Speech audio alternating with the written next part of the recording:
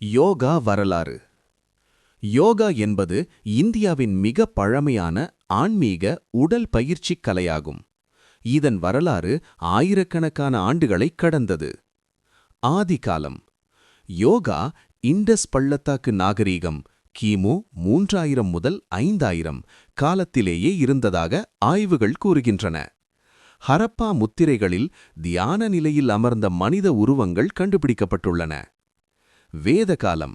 ரிக்வேதம், யஜுர்வேதம், அதர்வ வேதம் போன்ற வேதங்களில் யோகா பற்றிய குறிப்புகள் உள்ளன. இந்த காலத்தில் யோகா தியானம் மற்றும் மனக்கட்டுப்பாட்டுடன் தொடர்புடையதாக இருந்தது. உபனிஷத்துக்கள் மற்றும் பகவத்கீதை.